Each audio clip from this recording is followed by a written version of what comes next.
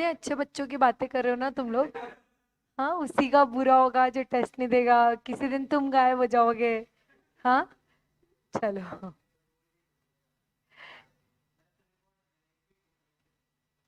अच्छा, सिर्फ ईगो का मिस्टेक है। चलो चलो चलो चलो चलो चलो चलो चलो चलो चलो। यस। सबसे पहले गुड आफ्टरनून। कैसे हो आप लोग? मस्त बढ़िया। आज थोड़ी तबीयत ठीक नहीं है मेरी। चलो, एनीवे स्टार्ट करें। हम्म। क्या? अच्छा, चलो चलो चलो चलो पढ़ाई करेंगे। क्या हो गया? चलो। यस, तो हम लोग जो है पीडीएफ कहाँ है थ्योरी का? पीडीएफ ऐप पर है ना? पीडीएफ ऐप है, ऐप पर है। आप इसमें स्क्रीन पे बोल रहे हो? स्क्रीन पे रहा। चलो।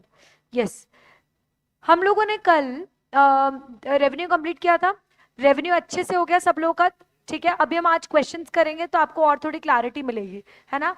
आज चूंकि आप लोगों का लॉ का लेक्चर नहीं है तो हम लोग थोड़ा सा एक्सटेंड करेंगे, बहुत ज्यादा नहीं करेंगे। हाँ हाँ, तो लेट हो सकती ना टेस्ट थोड़ी, 5 मिनट। ऐसे पिटोगे ना अभी। ठीक है। नहीं नहीं, माय पॉइंट इज कि हम लोग जब तक क्वेश्चंस कंप्लीट नहीं करेंगे तब तक मैं आपको छोड़ूंगी नहीं। ठीक है, चलो। यस। नाउ, सबसे पहले हम लोगों ने कल रेवेन्यू तक कंप्लीट कर लिया था। आज हम लोगों को एक छोटा सा 2 टॉपिक्स और बाकी है, which is profit, which is equilibrium point, and second is shut down point. ठीक है, तो वो दोनों हम कंप्लीट करके आए कर लेते हैं। और मैम, अच्छा पीडीएफ नहीं, पढ़ के आया हूँ थ्योरी। Very nice. आप लोगों ने थ्योरी पढ़ी? पक्का? चलो ठीक है, देखते हैं, समझ में आ जाएगा आज। चलो ठीक है, वेरी नाइस सागर, बहुत ही बढ़िया। और यस, चलो आ जाओ। हम्म, पेज नंबर 153, 1.53।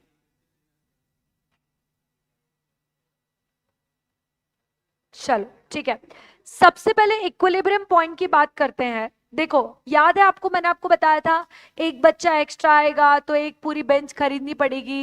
एक बेंच 15,000 में आएगी, एक बच्चा लेट से 1,000 रुपए देगा। करेक्ट है, राइट? तो अगर आप ऐसा कुछ कॉस्ट बिठा लो या ऐसा प्रॉफिट कमा लो कि एक एडिशनल प्रोडक्ट से जितनी कॉस्ट लगेगी, which is known as marginal cost, और एक एडिशनल प्रोडक्ट से इतना रेवेन्यू आएगा, which is known as marginal revenue. अगर वो दोनों इक्वल हो जाए या फिर मार्जिनल रेवेन्यू मार्जिनल कॉस्ट से ज्यादा हो जाए तो फर्म प्रॉफिटेबल है। करेक्ट है? आ रही बात समझ में? या तो मार्जिनल रेवेन्यू मार्जिनल कॉस्ट के इक्वल है या फिर मार्जिनल रेवेन्यू मार्जिनल कॉस्ट से ज्यादा है, दोनों ही केस में फर्म क्या होगी? प्रॉफिटेबल। तुम बोलोगे मैम इक्वल के केस में ब्रेक इवन पॉइंट नहीं हो जाएगा? मैंने ये थोड़ा ना बोला total revenue is equals to total cost, मैंने बोला marginal revenue is equals to marginal cost. Marginal revenue is equals to marginal cost का मतलब क्या होता है?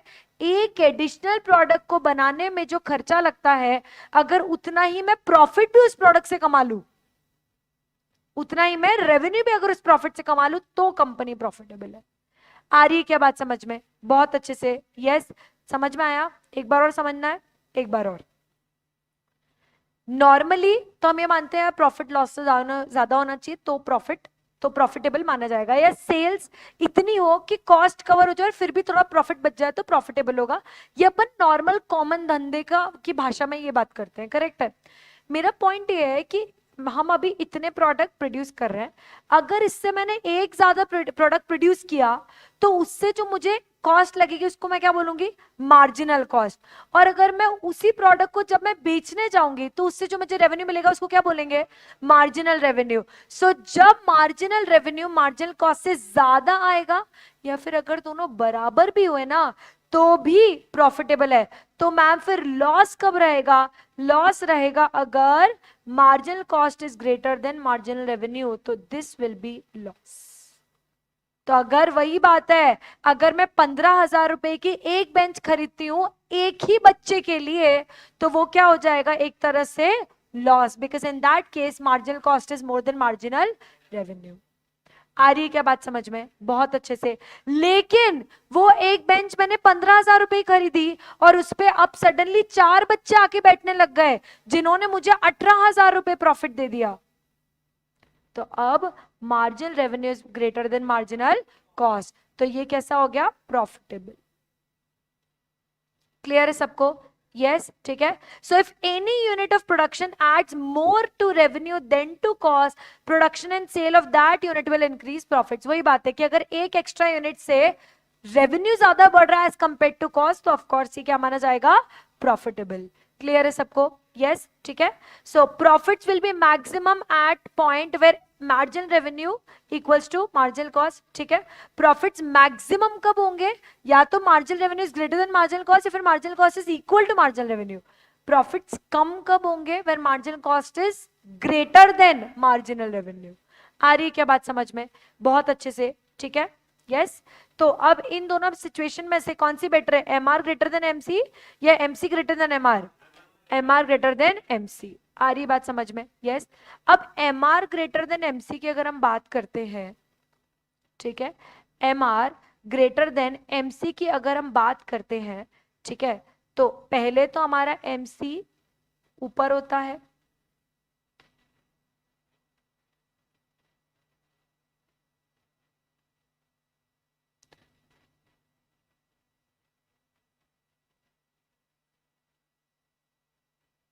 देखो पहले तो हमारा मार्जिनल कॉस्ट जो होगा वो ऊपर रहेगा, सीधी सी बात है, इनिशियली तो फिक्स कॉस्ट भी रहती है, करेक्ट है।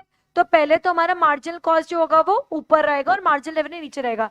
लेकिन आप जैसे जैसे जैसे जैसे बढ़ाते जा रहे हो, उसके बाद अगर एमआर नीचे से कट करके ऊपर जा रहा है, क्या बोला है, not from above, from below, अगर नीचे से कट करके एमआर ऊपर जा रहा है, तो फिर वो क्या माना जाएगा, profitable.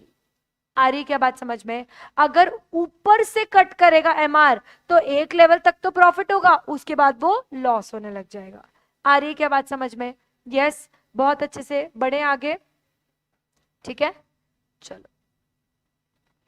MC is equals to MR या फिर एमआर इज ग्रेटर देन, अच्छा when MC is equals to MR, ठीक है, वो पॉइंट जब वो उसको नीचे से कट कर रहा है, यहां पर क्या होगा, MC is equals to MR. Clear है? बहुत अच्छे से बढ़े आगे, ठीक है। चलो नाउ, तो इसके लिए आपको इक्विलिब्रियम लाने के लिए आपको क्या करना पड़ेगा, MR curve should come cut from below, MC lowest point पे MC should equal to MR, यहां पर एमसी जो है वो एमआर के इक्वल होना चाहिए, और एमसी का पॉजिटिव स्लोप होना चाहिए। एमसी का कौन सा स्लोप होना चाहिए, पॉजिटिव। पॉजिटिव मतलब ऐसा नहीं है कि ये नीचे चला जाए, नेगेटिव, याद है मार्जिनल प्रोडक्ट नेगेटिव चला जाता है, याद आ रहा है, वो नहीं, पॉजिटिव स्लोप हुआ। अगर नेगेटिव स्लोप हुआ ना, तो आप समझ के चलो कि आपका धंधा बंद हो गया।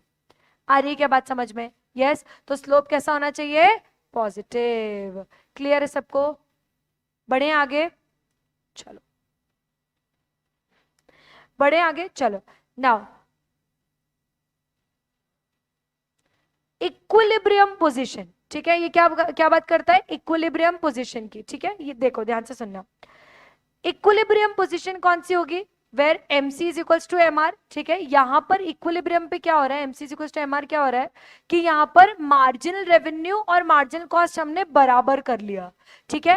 अब ऐसा हो सकता है कि अगर हमारी स्ट्रैटेजी फेल हो गई, तो MC would be greater than MR, और अगर स्ट्रैटेजी सही रही तो MR would be greater than MC। तो इक्विलिब्रियम पोजीशन याद है आपको, demand is equals to supply, तो सिमिलरली यहां पर इक्विलिब्रियम पोजीशन कौन सी होगी, जब MC is equals to MR। Clear है सबको? बढ़े आगे, ठीक है, राइट। चलो राइट, अब हम बात करते हैं AR और AC की। किसकी बात करेंगे, AR और AC की। अगर average revenue is greater then average cost, average revenue, what is now average revenue, एक यूनिट से हमें कितना पैसा आता है, करेक्ट है, राइट। अब देखो एक सिंपल एग्जांपल, अरे ये घड़ी किसकी है, घड़ी देना, घड़ी अच्छी लग रही है ना? ये घड़ी मैं बेचने गई, है ना, ये घड़ी में बेचने गई, पता नहीं किसकी है, लॉस क्वालिटी, लॉस प्रॉपर्टी, है ना, तो मैं घड़ी बेचने गई इसकी राव की, है ना, राव ना, हाँ, तो मैं घड़ी बेचने गई। अब हुआ क्या कि जब मैं बेची तो सामने वाले ने, मैंने उससे 5,000 मांगे, उसने 5,000 तो दे दिए मुझे, साथ ही साथ उसने बोला कि मुझे अर्ली डिलीवरी चाहिए। अर्ली डिलीवरी मतलब ज्यादा पैसा, है ना, धंधा करने बैठे हैं अपन, है ना, तो अर्ली डिलीवरी के लिए मैंने उससे 50 रुपए और मांग लिए। मुझे कॉस्ट नहीं लगी 50 रुपए, वो तो मैंने एक्स्ट्रा मांग लिए, मुझे दिख रहा था बायर बहुत डेस्परेट है खरीदने के लिए, तो मैंने 50 रुपए और मांग लिए। तो अब बताओ उस पर्टिकुलर प्रोडक्ट का मेरा एवरेज रेवेन्यू क्या है? 5,000 रुपए, लेकिन मुझे, मैंने उसके ऊपर बस अर्ली डिलीवरी के नाम पे क्या पैसे चार्ज कर लिए? 50। तो 50 रुपए मेरा क्या हो गया? Super normal profit. आ रही है क्या बात समझ में? बहुत अच्छे से। तो नॉर्मल प्रॉफिट के ऊपर अगर मैं कुछ एक्स्ट्रा प्रॉफिट कमाती हूं तो वो क्या होगा? Abnormal super normal profit. But the point is ये ऐसा पॉइंट होगा जिसमें कि, ये ऐसा पॉइंट होगा जिसमें कि मेरा average revenue would be greater then average cost. ठीक है, इस समय मेरा एवरेज रेवेन्यू जो होगा वो क्या होगा? एवरेज कॉस्ट से ऊपर होगा। करेक्ट है, राइट? अगर नॉर्मल प्रॉफिट कमा रही हूं इसका मतलब मेरा average revenue is equal to average cost. जितना मुझे पर यूनिट कॉस्ट लग रहा है उतना ही करीब करीब मुझे पर यूनिट रेवेन्यू लग रहा है। करेक्ट है, राइट? और अगर मेरा एवरेज कॉस्ट एवरेज रेवेन्यू से ज्यादा हुआ तो लॉस। आ रही है क्या बात समझ में? यस। पर यहां पर भी प्रॉब्लम नहीं है। प्रॉब्लम पता है कहां आती है? ये लॉस भी रिकवर हो जाता है when average revenue is less than average cost, तो ये भी रिकवर हो जाता है। प्रॉब्लम आती है कि when average revenue is less than average variable cost. समझ में आ रहा है? आप सोचो, average cost is equals to AFC plus AVC. अब ये तो देखो कांस्टेंट है। इफ यू रिमेंबर मैंने क्या बोला था? मैंने आपको बताया था कि एएफसी तो हम एक्चुअली पर यूनिट डिवाइड भी नहीं करते हैं। याद आ रहा है? कल बताया था मैंने। एवरेज फिक्स कॉस्ट क्या है? एक यूनिट को कितनी फिक्स्ड कॉस्ट लग रही है। अब मेरा ये जो रूम है, ठीक है, ये जो क्लासरूम है, उसका जो रेंट है ना, लेट्स से इसका रेंट है 10,000 रुपए। अब मैं अगर पर स्टूडेंट उसको डिवाइड करूंगी, करेक्ट है, तो पर स्टूडेंट पता चल जाएगा कि ये रेंट मुझे कितना लग रहा है। करेक्ट है? बट मैं वो थोड़ा ना करूंगी, मैं वो नहीं करूंगी क्योंकि वो फिक्स कॉस्ट है। It is not going to change with output. Correct है? तो ये प्रॉब्लम नहीं है। अगर ये भी मेरा कवर हो जाता है ना तो भी मैं थोड़ा लॉस बेयर करने को तैयार हूं। प्रॉब्लम कहां आती है? जब मेरा एवरेज रेवेन्यू मेरी एवरेज वेरिएबल कॉस्ट से भी कम है। अगर ये हो रहा है ना, आप फिक्स कॉस्ट तो कवर कर ही नहीं पा रहे हो, फिक्स तो फिक्स है, वो तो लग ही रही है। उनको उनका काम करने दो ना, तुम इधर ध्यान दो ना, है ना? ठीक है, फिक्स तो फिक्स है, वो तो लग ही रही है। हमें कवर किसको करना था? मेनली वेरिएबल को। अगर हमारा एवरेज वेरिएबल कॉस्ट भी कवर नहीं हो पा रहा है तो चुल्लू भर पानी लेके डूब जाना चाहिए, तो इधर से कूद जाना चाहिए, क्योंकि ये पॉइंट कौन सा है? Shut down point. आ रही है क्या बात समझ में? यस, ठीक है।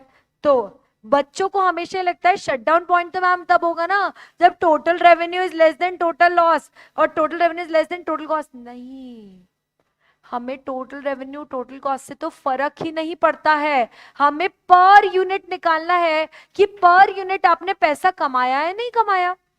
हमें हमेशा पर यूनिट देखना होता है, क्योंकि कभी कभी ऐसा होता है कि हो सकता है हमने सेलिंग प्राइस कुछ ज्यादा ही कम रख दी हो। ठीक है, तो अगर हम पर यूनिट ज्यादा नहीं कमा पा रहे हैं ना तो हम थोड़ी सेलिंग प्राइस बढ़ा देंगे। So there are various ways to combat with loss. Loss से लड़ने के लिए बहुत तरीके होते हैं। तो हम कभी भी टोटल रेवेन्यू और टोटल कॉस्ट नहीं देखते हैं, हम क्या देखते हैं? एवरेज रेवेन्यू और एवरेज कॉस्ट। करेक्ट है, राइट? तो सबसे पहला, अगर average revenue is greater then average cost तो ओहो सुपर नॉर्मल प्रॉफिट। याद है जो घड़ी के एक्स्ट्रा 50 रुपए मिल गए? करेक्ट है। जब average revenue is equal to average cost, भाई जितना पर यूनिट मैंने खर्चा किया उतना ही पर यूनिट कमा लिया, उसके ऊपर भी तो प्रॉफिट्स हो रहे हैं ना। ठीक है, हम उसको काउंट नहीं कर रहे हैं, बस जो पर यूनिट मैंने खर्चा करके कमा लिया, अगर वो भी इसमें आ गया, अच्छा इसमें एवरेज कॉस्ट में फिर सारी आ जाती है, total fix cost and total variable cost सब कुछ आ गई, तो मुझे नॉर्मल प्रॉफिट हो ही रहा है। आ रही बात समझ में? पक्का? प्रॉब्लम कहाँ है? Average revenue is less than average cost. चलो ये भी ठीक है मैम, नॉर्मल लॉ से बुक्स में दिख जाएगा, कोई प्रॉब्लम नहीं है, ठीक है, इसको कवर कर लेंगे कैसे कैसे। प्रॉब्लम पता है मेन कहाँ आती है? Average revenue is less than average variable cost. एक यूनिट पर मैंने जितना रेवेन्यू कमाया उससे कहीं ज्यादा मैंने इस यूनिट पे एवरेज फिक्स कॉस्ट तो खर्चा किया ही था, वो तो मैंने काउंट ही नहीं किया, एवरेज वेरिएबल कॉस्ट भी मैं उस पर कवर नहीं कर पाई मेरी। समझ में आ रही है बात? एक सिंपल एग्जांपल मैं दे रही हूं, लेट्स से मैंने एक लैंड लिया है, लैंड का रेंट है 10,000 रुपया, इसको तो छोड़ दो, इस पर जो लेबर काम कर रही है वो ले रही है 5,000 रुपए, ठीक है, 5,000 रुपए में वो लेबर बनाती है 50 यूनिट, ठीक है, तो एक यूनिट, हाँ 100, ठीक है, तो एक पर यूनिट आप समझ लो एवरेज वेरिएबल कॉस्ट कितनी आ गई? 100 रुपए, मतलब लेबर एक यूनिट को बनाने के लिए कितने रुपए ले रही है? 100 रुपए, करेक्ट है। अब लेट्स से मैं उस यूनिट को बेच के सिर्फ 50 रुपए कमा पा रही हूँ, कितने? 50 रुपए, तो मेरा एवरेज रेवेन्यू कितना हो गया उस यूनिट का? 50, पर मेरी एवरेज वेरिएबल कॉस्ट कितनी हो गई उस यूनिट से? 100, और अभी हमने लैंड को तो काउंट ही नहीं किया, करेक्ट है। तो ये होता है हमारा शट डाउन पॉइंट। कौन सा पॉइंट हो गया? Shut down point. समझ में आया सबको? यस। अब हम इसको ग्राफिकली बनाएंगे।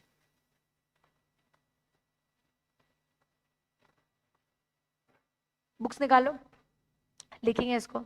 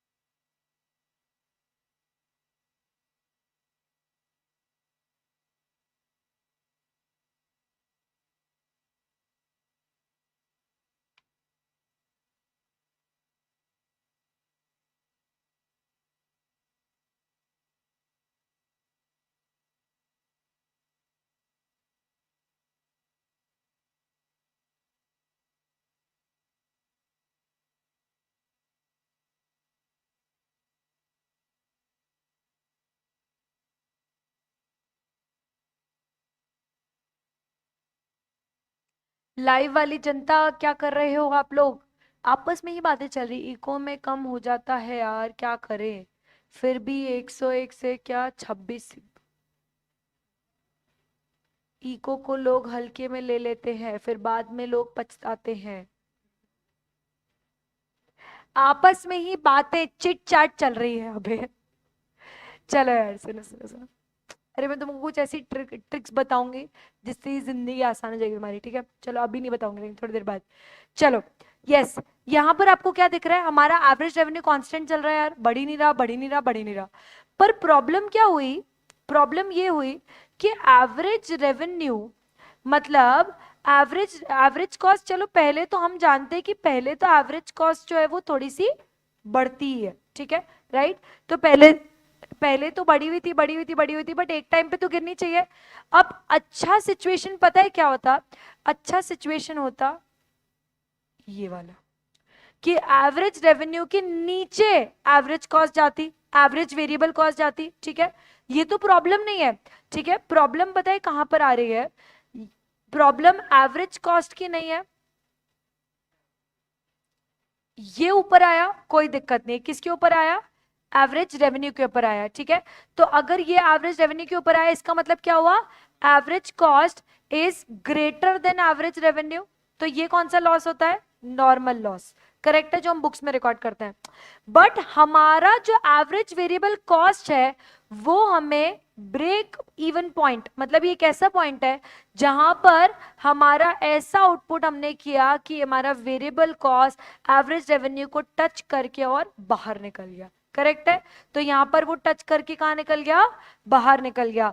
तो this means B is shut down point. जब टच किया तब निकल जाना चाहिए था, आपने क्या किया, बी के बाद आप आगे प्रोड्यूस करें, तो बी के बाद जब हम आगे प्रोड्यूस करेंगे तो अब कौन सा लॉस होगा, एबनॉर्मल लॉस होगा। आ रही है क्या बात समझ में, मैम बी तक तो लॉस था, बी तक लॉस था, देखो ना यहाँ पे भी लॉस हो ही रहा है, करेक्ट है, राइट। तो बी तक लॉस था, पर बी पे हमें क्या कर देना चाहिए था, बंद कर देना चाहिए था। अगर बी पॉइंट पर हम बंद कर देते तो भी हम मैनेज करके बाहर निकल जाते, बट हमने अगर और आगे प्रोड्यूस किया, लेट्स से सी पॉइंट तक प्रोड्यूस किया, ठीक है, तो बी टू सी हमें क्या फेस करना पड़ेगा, एबनॉर्मल लॉस। समझ में आया क्या, बहुत अच्छे से, यस। तो कॉन्सेप्ट बड़ा सिंपल है कि अगर हम average revenue, average variable cost जितना भी कवर नहीं कर पाते, which basically means when average variable cost is greater then average revenue, it's a shutdown point. उसके बावजूद भी प्रोडक्शन कंटिन्यू किया तो abnormal loss. When average revenue is smaller than average cost, then average revenue smaller than average cost, normal loss. आ रही है क्या बात समझ में, बहुत अच्छे से, yes.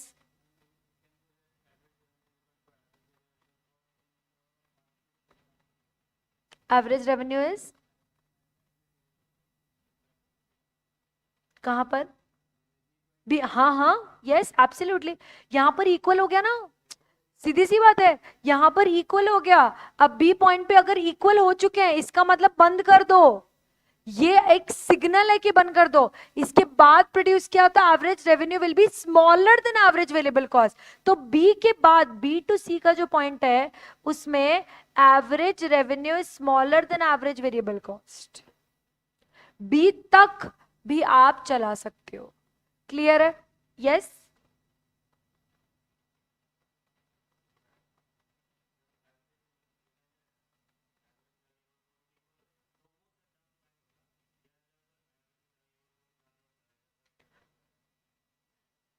जब average revenue is equal to average variable cost तो वो शटडाउन पॉइंट है। या तो आप ऐसा कर लो कि बी पे पहुंच गए, बी पे हमारा average revenue is equal to average variable cost, correct है। या तो आप कोशिश करो कि अपना जो प्रोडक्शन है वो ऐसा करो कि आप वापस पीछे चले जाओ, ठीक है। अगर आप उसके आगे और प्रोड्यूस करते गए और आपकी सिचुएशन ठीक नहीं हुई, बेसिकली आपने स्ट्रैटेजी चेंज नहीं की और आप इसके आगे जाते जा रहे हो, मतलब बी से सी पॉइंट पे पहुंच गए, इसका मतलब आपका एवरेज वेरिएबल कॉस्ट बढ़ जाएगा, ठीक है। Now this is very unlikely and rare कि आप बी पॉइंट के आगे प्रोड्यूस करते जा रहे हो पर आपकी वेरिएबल कॉस्ट नहीं बढ़ रही है, ऐसा नहीं हो सकता, ठीक है। तो इसीलिए अनलेस आपने कुछ ऐसी ही स्ट्रैटेजी चेंज कर ली है कि टर्न अराउंड हो गया है कि बी पॉइंट से वापस पीछे चले गए, ठीक है, लेट्स से ए की तरफ, तो फिर सीधी सी बात है ना, अगर प्रोडक्शन ही बंद कर दोगे तो बी से ए पे चले जाओगे क्योंकि वेरिएबल कॉस्ट तो बंद हो जाएगी लगना। समझ में आ रही बात, राइट। तो शटडाउन पॉइंट को शटडाउन बोलती है इसलिए कि प्रोडक्शन बंद कर दो कि वेरिएबल कॉस्ट लगना बंद हो जाएगी, फिर आपको सिर्फ क्या बेयर करना है, फिक्स्ड कॉस्ट। और फिक्स्ड कॉस्ट तो कौन सा लॉस होता है, नॉर्मल लॉस। आ रही है क्या बात समझ में, बहुत अच्छे से, yes, correct, like a warning, like a alarming point, clear है। अब देखो, अब जो मैंने बातें करी है इतनी देर से वही सारी बातें यहाँ पर ये है, that a firm should not produce the product at all if total revenue from its product does not equal to or exceed total variable cost. Hence the condition is total revenue should be greater then total variable cost. वही बात है यहाँ पर कि average revenue should be greater then average variable cost, total revenue should be greater then total variable cost. बात यहाँ पर यही है कि आप यहाँ पर फिक्स कॉस्ट मत कंसिडर करो, फिक्स कॉस्ट तो लगनी ही है। आप देखो कि अगर आप वेरिएबल कॉस्ट कवर कर पा रहे हो ना, हाँ कर पा रहे हैं मैम, तो फिर आप उसको कर सकते हो। क्लियर है? यस, ठीक है। देखो ये हमारी एवरेज वेरिएबल कॉस्ट है, ठीक है, ये हमारा एवरेज टोटल कॉस्ट है, और ये हमारा मार्जिनल कॉस्ट है। करेक्ट है, राइट। मार्जिनल कॉस्ट तो हमने देखा है, मार्जिनल कॉस्ट हमेशा हमारा कैसे जाता है, जुप करके जाता है, याद आ रहा है? करेक्ट है, राइट।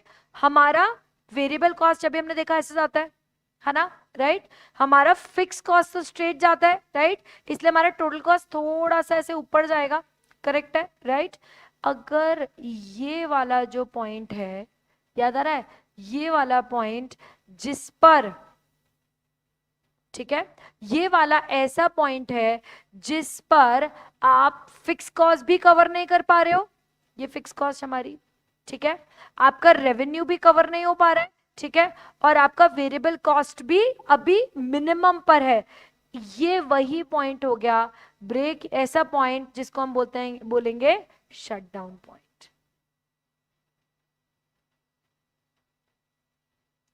आ रही बात समझ में? ये वही पॉइंट हो गया जहां पर आपका रेवेन्यू जो है उससे कहीं ज्यादा है एवरेज वेरिएबल कॉस्ट।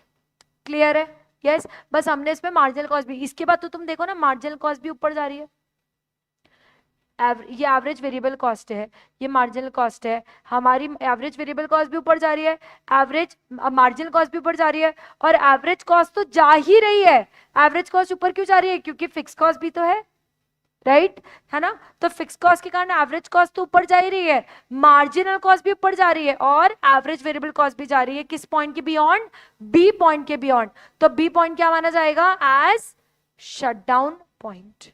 समझ में आया सबको? यस, ठीक है।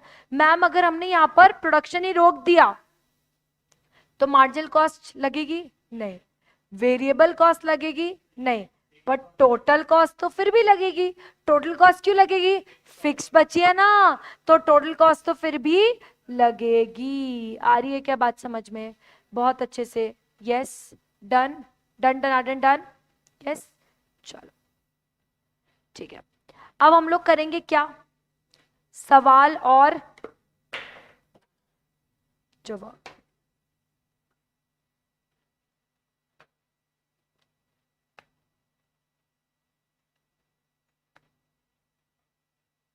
चलो, यस।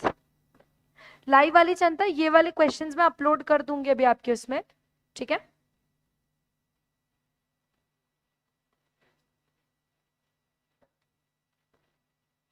चलो, सबसे पहला सवाल,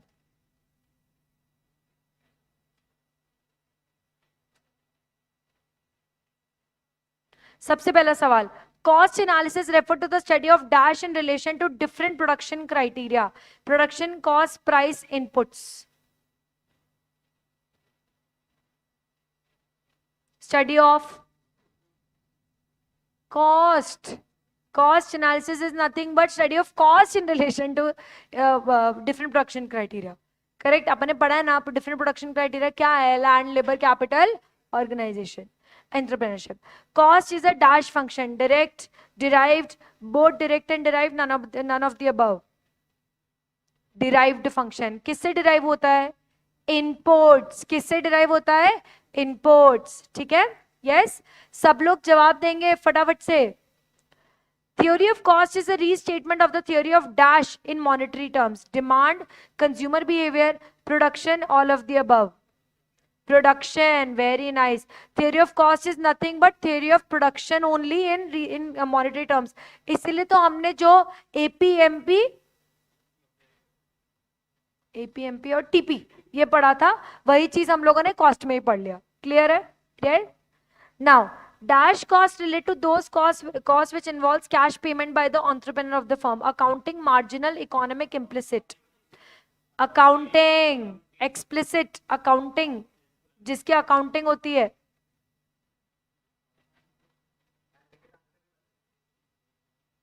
क्या हो गया? अच्छा, dash costs relate to those costs which involve cash payments by the entrepreneur in the firm.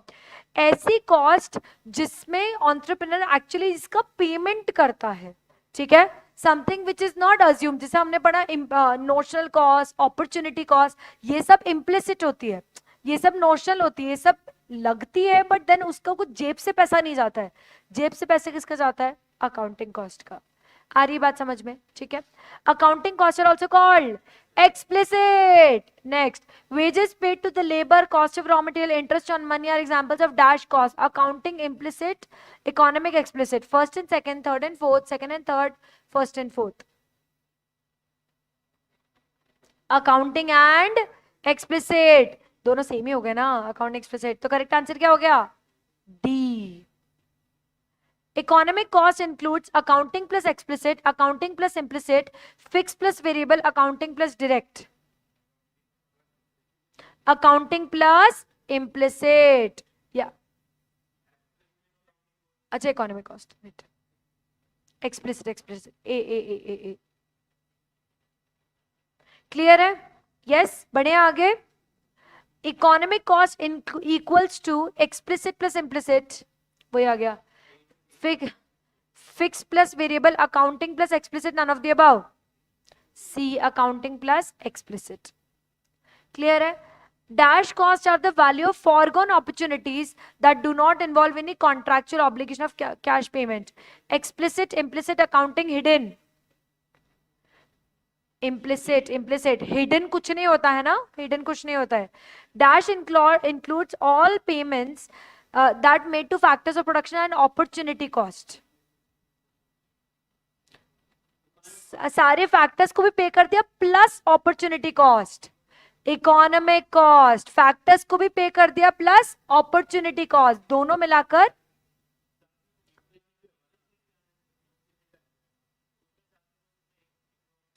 Economic cost और इम्प्लिसिट दोनों ही आएगा ना। तो दोनों में डिफरेंस क्या है? देखो इसमें करेक्शन ये हो सकता है कि बोथ बी एंड सी करके आंसर आ जाए, ठीक है। हाँ 7 बोल रहे हो?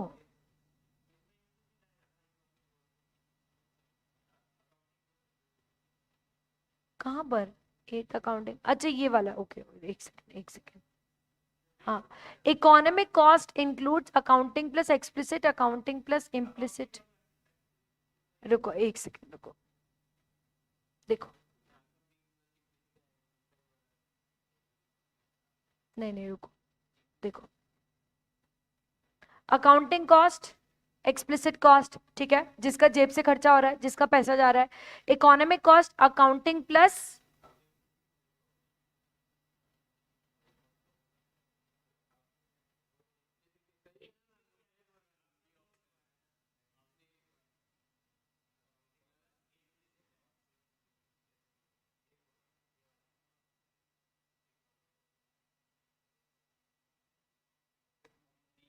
अच्छा तुम ये बोलना चाह रहे हो, ओके ओके ओके ओके, समझ गए। ठीक है, समझ गए। 8 तो सही है ना अपना? अरे हाँ, अरे देखो यार, सीधी सी बात है, एक्सप्लिसिट तो पूरा ही अपना रिकॉर्ड होता है ना, ठीक है, एक्सप्लिसिट तो पूरा। इकोनॉमिक कॉस्ट पूरी रिकॉर्ड नहीं हो सकती, इकोनॉमिक कॉस्ट में सिर्फ एक्सप्लिसिट रिकॉर्ड होती है, करेक्ट है, राइट। इकोनॉमिक में सिर्फ एक्सप्लिसिट रिकॉर्ड होती है, इम्प्लिसिट रिकॉर्ड नहीं होती है, ठीक है। चलो, an entrepreneur must recover his dash cost if he wants to earn normal and abnormal profit. Accounting, implicit, economic, all of the above. Normal, abnormal, economic बच्चे इसमें ऑल ऑफ द अबव करके आते हैं, ठीक है। ये क्वेश्चन पुराना है, ये आ चुका है क्वेश्चन, ठीक है, और मैंने पूछा था कि तुमने इस पे क्या मार्क किया, सबने ऑल ऑफ द अबव किया था, ठीक है। तो ध्यान रखना, economic is the correct answer, ठीक है। Now, which of the following are implicit costs? A shop taken on rent by entrepreneur, savings invested to start a business, an individual is both owner and manager of the business, a farmer takes a farm on rent. First and second, third and fourth, second and third, first and fourth. बताओ।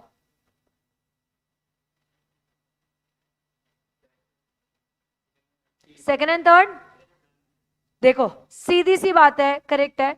सबसे पहला जो savings हम FD का interest कमा सकते थे, वो एफडी का इंटरेस्ट गवा के हमने क्या किया, इन्वेस्ट कर दिया।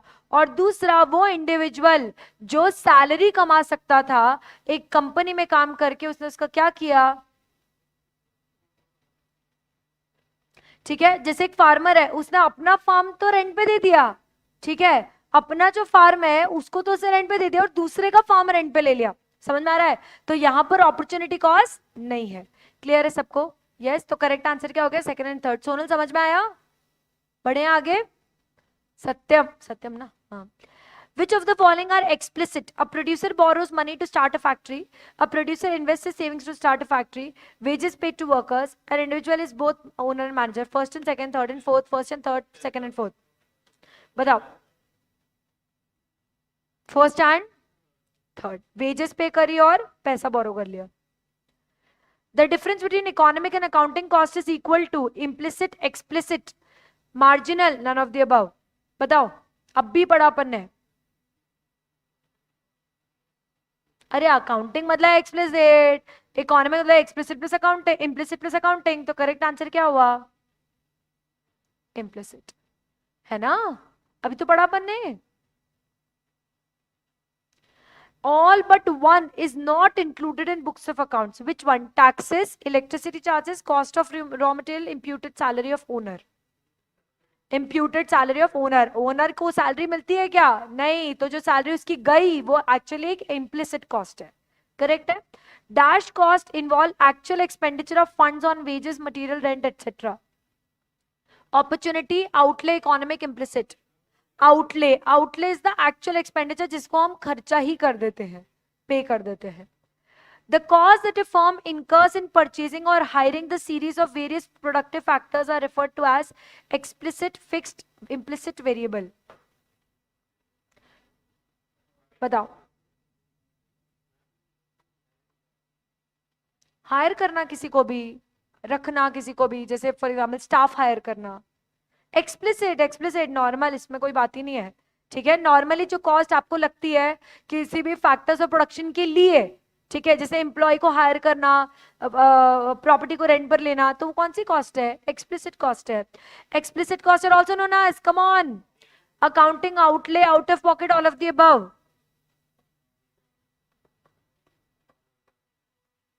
All of the above. For an economist, the cost means accounting, economic, outlay, sink. Economist. Implicit costs are also known as opportunity, imputed, notional, all of the above. Imputed भी होता है, all of the above. All of the above. ठीक है? Now, opportunity cost refers to money expenses incurred on purchasing or hiring factor services. Next best alternative involving cash payment, all of the above. Correct answer फटाफट बताओ। Correct option is B. Opportunity cost refers to cost of opportunity foregone, comparison between policy that was chosen and the policy that was rejected, cost related to sacrifice alternatives, all of the above. All of the above. Cost of one thing in terms of alternative given upon is known as production accounting opportunity real.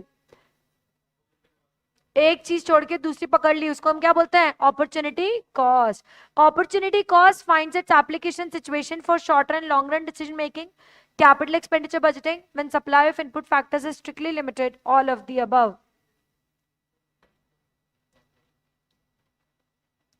मैंने आपको बताया था opportunity cost हम short run में नहीं देखते, हम सिर्फ किस में देखते हैं? लॉन्ग रन में। अब ए ऑप्शन में तो शॉर्ट रन लॉन्ग रन दोनों है, पर बी ऑप्शन में लिखा है क्या? Capital budgeting. और कैपिटल बजटिंग कैसा डिसीजन होता है? Long run.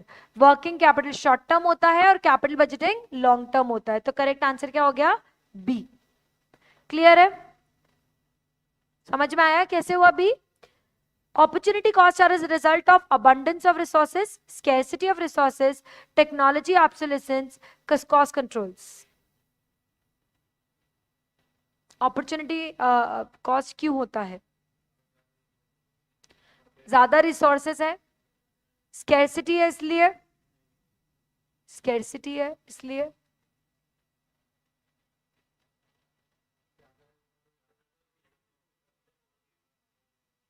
टेक्नोलॉजी ऑब्सोलेसेंस है इसलिए, या कॉस्ट कंट्रोल्स है इसलिए?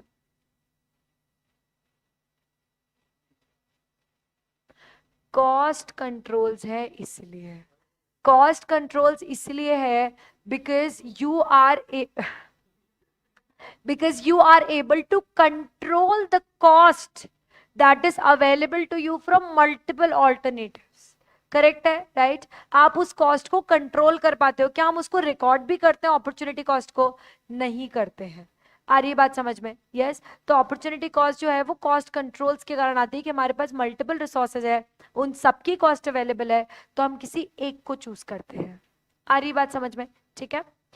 All but one are true about opportunity cost. Which one is not true? कौन सा true नहीं है?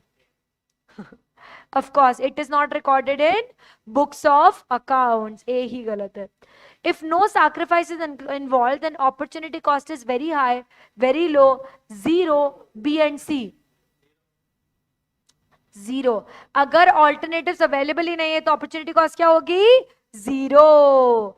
Concept of opportunity cost helps us to know that resources are scarce, alternate uses, they get allocated in different production, all of the above.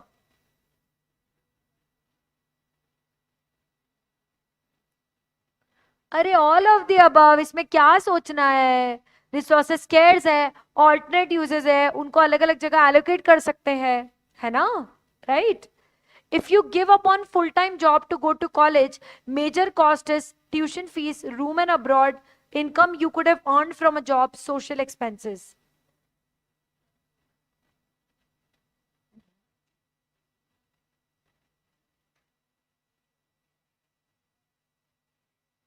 C correct है। जो पैसा आप कमा सकते थे वो ऑफ कोर्स ज्यादा होता, much better than tuition fees, much bigger than room and board, ठीक है, इन सबसे ज्यादा खर्चा होता। तो आप सबसे बड़ा कॉस्ट तो ट्यूशन फीस भी कॉस्ट है, रूम की भी कॉस्ट है, सोशल एक्सपेंस भी कॉस्ट है, बट सबसे बड़ा कॉस्ट क्या है? जो पैसा हम कमा सकते थे। आ रही क्या बात समझ में? यस, वो सबसे बड़ा खर्चा हो गया हमारा, है ना? If a firm's machinery has no possible alternative use, its opportunity cost is zero. ठीक है? Yes? चलो. If you own a cottage in Shimla, which you could rent for August and September to some family for a net gain of 20,000, after all expenses and taxes, opportunity cost of living in it yourself for summer is 10,000, 20,000, 30, 40. Of course 20,000। ठीक है, आपने जो 20,000 का खर्चा छोड़ के आप कहीं और चले गए तो 20,000 रुपए क्या हो गया आपका? Opportunity cost of getting something involve, losing something else means opportunity, accounting opportunity expressed implicit only. Correct answer बताओ।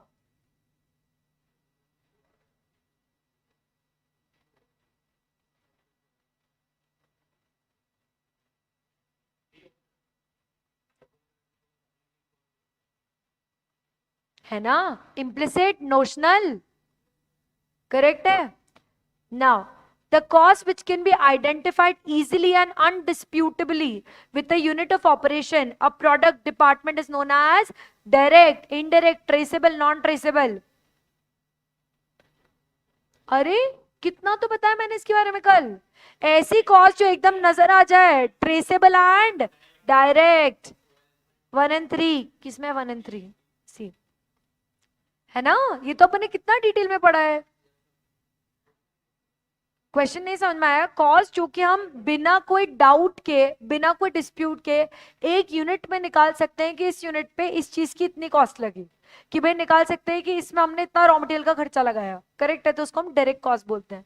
Traceable dash cost that are not identified undisputed, जिसको हम आइडेंटिफाई नहीं कर सकते easily. Non traceable and indirect, तो correct answer क्या हो गया? D, both A and C. Accounting process recognizes direct, indirect, only direct, both direct and indirect. Both, दोनों लगता है। क्यों फिक्स कॉस्ट नहीं लगाते क्या? फिक्स कॉस्ट इनडायरेक्ट हो जाती है ना, है ना? राइट? तो दोनों ही अकाउंटिंग में दोनों आती है. The function which gives least cost combination of inputs corresponding to different levels of output is called production, demand, cost, supply. Cost cost function are derived from demand, supply, isoquant function, production function. Production. Dash refers to the functional relation between cost of product and the various determinants of cost. Cost function. In a cost function, total cost of or cost per unit is an dependent variable, independent variable, either A or B, neither A or B. Dependent variable क्या होता है? तो cost per unit क्या बोलते हैं उसको? Cost per unit को क्या बोलते हैं? Average cost. सारा मेरे को अभी एवरेज कॉस्ट. तो टोटल कॉस्ट और एवरेज कॉस्ट दोनों कौन से वेरिएबल्स हैं? डिपेंडेंट. किस पर डिपेंड करता है वो? Cost of inputs. पढ़ा है ना अपन ने? In a cost function, the price of factors of production is a dependent, independent, either A or B, neither A nor B. Independent. जो factors of production है वो कौन से variables हैं? Independent. आ रही है क्या बात समझ में? बहुत अच्छे से. Yes. Revenue बनाएंगे. Now, dash refers to the amount received from a firm by a firm from the sales of a given quantity of a particular good. बताओ. अरे रेवेन्यू बाबा. Revenue is directly influenced by price of the good, demand of the good, sales level, supply level. Sales level. तो revenue किससे affected है? Sales से. Dash refers to the total receipts from the sale of a given commodity. Total revenue. Total receipts क्या है? Total revenue. Total revenue is equals to quantity and price, quantity plus price, quantity and price, all of the above. Option number C, quantity into price. Dash revenue, dash refers to the revenue per unit of output sold. Average revenue. Average revenue is equals to option number B, total revenue divided by quantity. Average revenue is equals to quantity, demand, price, supply. Correct answer क्या है? Price. अच्छा, ये average revenue हमेशा price के बराबर होता है क्या? हमेशा. और प्राइस चेंज हुई तो भी सेम रहेगा. तो फिर प्राइस कांस्टेंट हुई तो एक और क्या इक्वल होता है? Marginal revenue. Marginal revenue is equals to average revenue if price is same, constant. Dash is the additional revenue generated from the sale of an additional unit of output. Marginal revenue. Marginal revenue is equals to total revenue divided by price, total revenue divided by quantity, both A and B, none of the above. Change in total revenue divided by change in quantity. B. Relationship between different revenue concepts is discussed under constant price, fall in price with rise in output, both A and B, none of the above. Both A and B. ठीक है. Constant price में भी आपको revenue समझ में आता है और प्राइस की चेंजेस में भी आपको रेवेन्यू समझ में आता है. अपन ने अभी तो बड़ा कांस्टेंट प्राइस में MR is equals to AR is equals to price, और फॉल इन प्राइस में चीजें चेंज हो जाती है. करेक्ट है. Read the following statement given below and choose the correct alternative. Statement 1. When price is constant, revenue from every additional unit is equal to average revenue. Statement 2. AR is equals to MR when price is constant.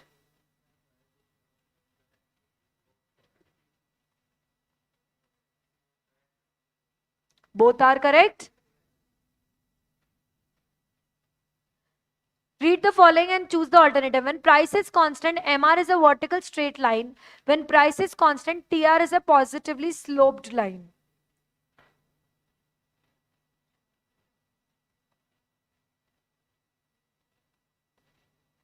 Vertical ऐसा होता है, पहले बता दूं. Horizontal ऐसा होता है. Statement 2 correct है. ठीक है. अगर प्राइस कांस्टेंट होता है तो एमआर वर्टिकल स्ट्रेट लाइन होती है, हॉरिजॉन्टल स्ट्रेट लाइन होती है. तो ये तो गलत हो गया. When price is constant, TR positively sloped line होती है ना, राइट, बढ़ती जाती है ना, पर वो शुरू थोड़ा ऊपर से होगी, करेक्ट है। तो करेक्ट आंसर क्या हो गया, D, statement 1 is correct, statement 1 is incorrect and statement 2 is correct. When MR is positive TR increases, when MR is 0 TR is maximum. बताओ, both are correct. Correct answer क्या हो गया, option number A, without doubt, undisputably, undoubtedly. When MR is negative, TR is falling. MR cannot be 0 or negative and price is constant. MR is negative, TR starts falling. MR cannot be 0 or negative and price is constant.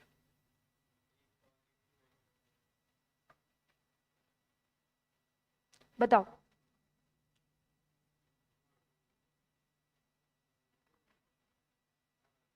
देखो actually इसमें सुनो सुनो सुनो, question ये है कि ये है स्टेटमेंट, असर्शन, और ये इसका रीजन है, ठीक है। स्टेटमेंट्स दोनों सही हो वो भी पॉसिबल है, बट आपको ये बताना है क्या इस स्टेटमेंट का ये सही रीजन है कि नहीं। स्टेटमेंट है कि एमआर जब नेगेटिव होता है तो टीआर फॉल करता है, ठीक है, ये स्टेटमेंट है ना। पर क्या इसका रीजन ये है कि एमआर कभी जीरो या नेगेटिव नहीं हो सकता अगर प्राइस कांस्टेंट है, नहीं, ये इसका रीजन नहीं है। तो दोनों स्टेटमेंट तो करेक्ट है, मतलब असर्शन रीजन सही है, बट रीजन उसका करेक्ट एक्सप्लेनेशन नहीं है। क्लियर है सबको? यस, बढ़े आगे। अब नेक्स्ट असर्शन और रीजन। असर्शन है AR falls with increase in sales, जैसे जैसे सेल्स बढ़ेगी तो एआर गिरेगा। पहले तो यही गड़बड़ लग रहा है ना।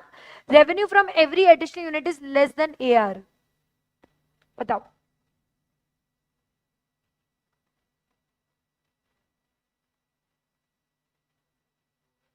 Marginal revenue. अगर सेल्स बढ़ेगी, सॉरी, अगर एआर गिरेगा तो बताओ, अगर एआर गिरेगा तो क्या marginal revenue would be less than AR?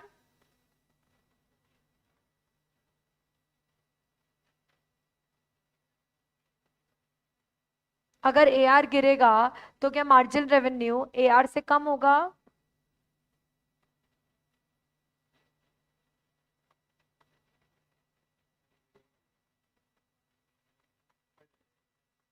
Marginal revenue बढ़ेगा।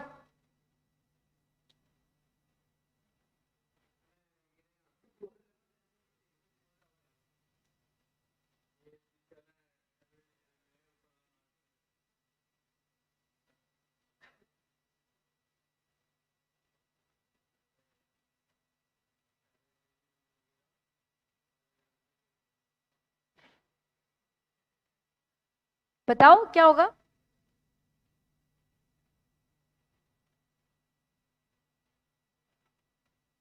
तुमको क्या लग रहा है, पहले तुम बताओ। मैंने तुमको डायग्राम तो बना के दे दिया, अब तुम बताओ, स्टडी करो उसको, जान दो। ज्यादा होगा, मार्जिनल रेवेन्यू एवरेज रेवेन्यू से ज्यादा होगा, करेक्ट, ठीक है। तो अब देखो, revenue from every additional unit is less than average revenue, ठीक है। अब देखो, सेल्स अगर बढ़ती है ना, सेल्स अगर बढ़ रही, इसका मतलब MR is greater then AR, ठीक है। तो सेल्स बढ़ रही तो ये स्टेटमेंट सही है, लेकिन एआर गिरने से नहीं है, तो हम ये बोल सकते हैं, ठीक है, हम ये बोल सकते हैं कि रीजन तो हमारा सही है, ठीक है, बट असर्शन में हमारे गड़बड़ है। तो reason is true but assertion is not, आ सकता है। आ रही है बात समझ में?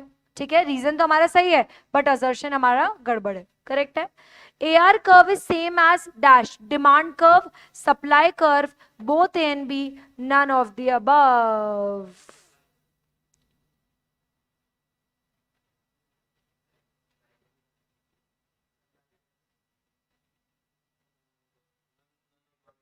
None of the above.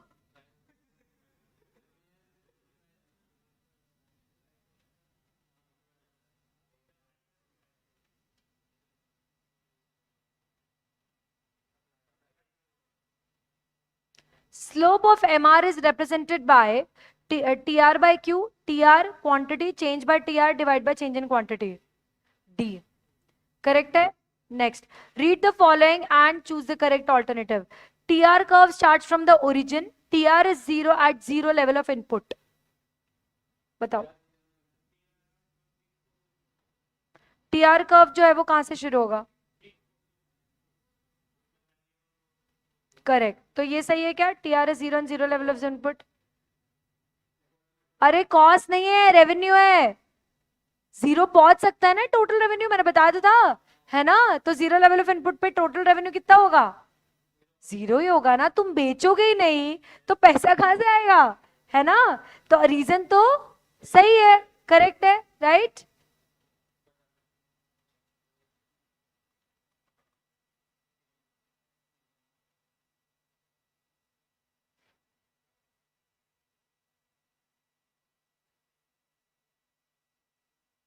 Just second.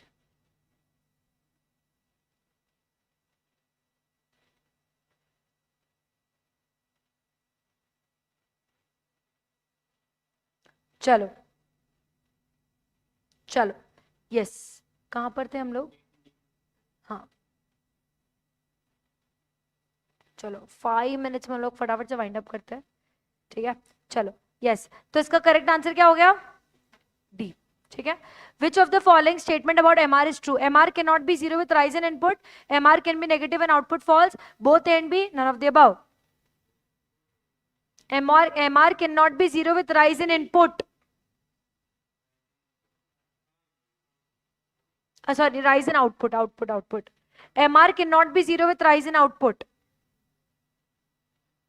बताओ, ऐसा जरूरी है क्या कि MR कभी भी जीरो हो ही नहीं सकता अगर आउटपुट बढ़ेगा? नहीं है, अरे जरूर थोड़ा हम रेवेन्यू कमाए, जरूर थोड़ा है, लेकिन MR can be negative in output falls, correct है? When MR is equals to AR is maximum constant, both A and B, none of the above. बताओ, मैक्सिमम एंड कांस्टेंट दोनों होता है, ठीक है? अब इसमें बताओ AR क्या होगा, फटाफट से बताओ।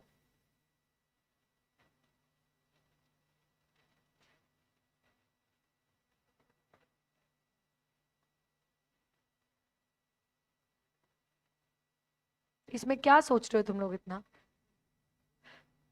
एवरेज रेवेन्यू क्या होता है? Total revenue by quantity. तो 30 डिवाइड बाय 1 कितना होता है? 30। 36 डिवाइड बाय 2 कितना होता है? 18। तुम पागल हो क्या?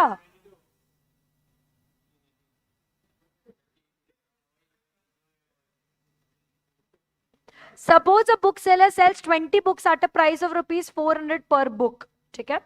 तो पहले तो टीआर निकाल लो, ठीक है? 20, प्राइस कितनी है? 400, क्वांटिटी कितनी है? 20, ठीक है?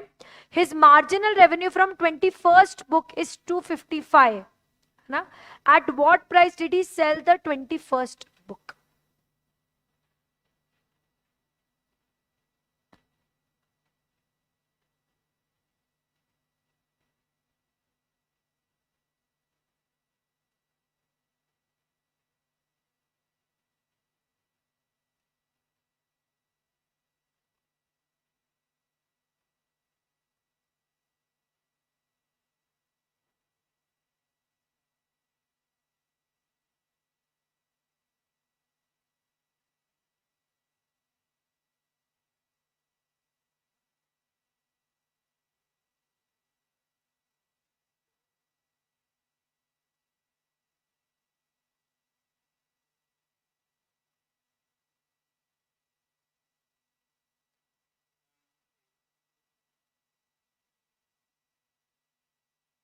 कैसे निकाला? एक सेकेंड, एक सेकेंड।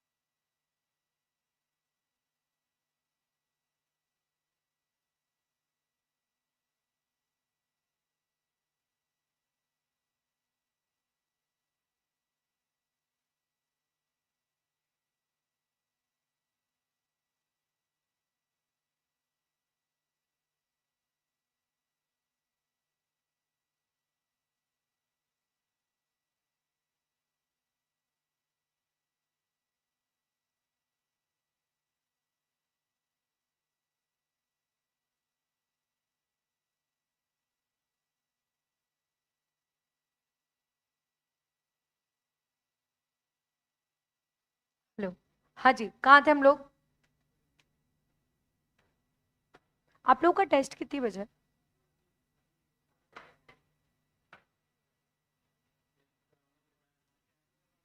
नहीं, नो। चलो ठीक है, तो अब बताओ हम लोग का टोटल रेवेन्यू कितना आया? 402 कितना आया?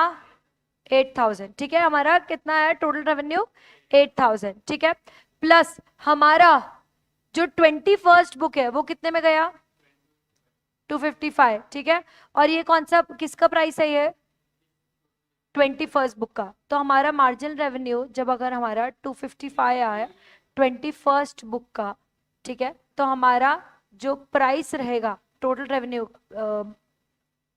21वीं बुक का, वो कितना आएगा? 393। 394 आएगा ना? 393 आएगा। हाँ, एक सेकेंड। हम्म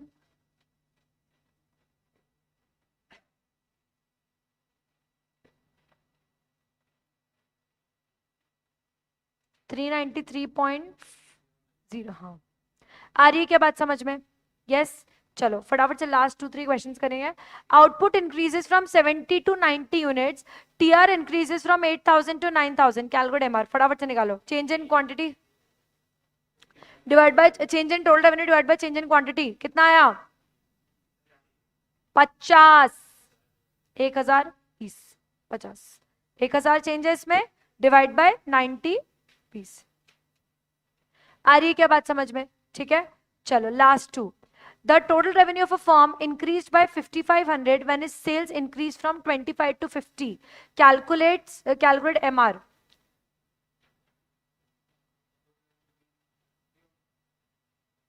कितना चेंज है सेल्स में? 50। और सेल्स में कितना और रेवेन्यू में कितना चेंज है? 5500। तो 5500 डिवाइड बाय 50।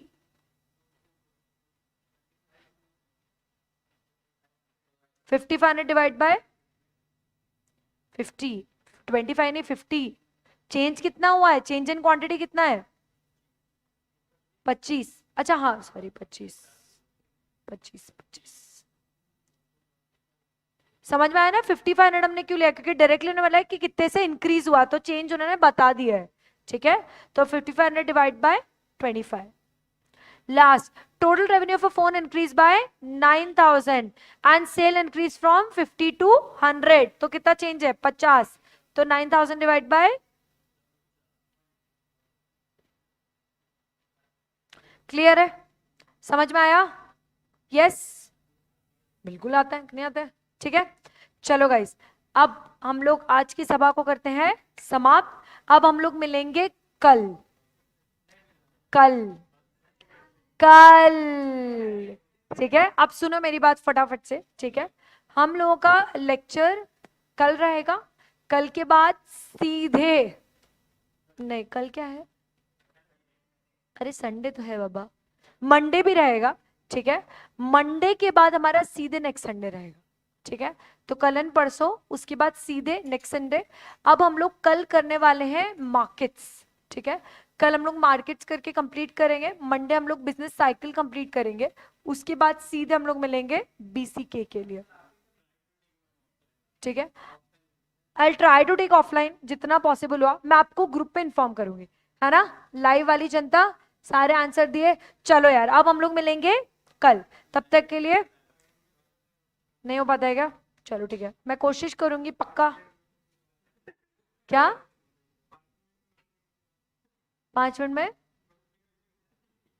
नोटिफिकेशन आता है मतलब? अच्छा, व्हाट्सएप पे नोटिफिकेशन तो तुम लोग तो यहाँ देख लिया करो ना, मजा नहीं आता। ओके ठीक है, चलो ठीक है, ओके।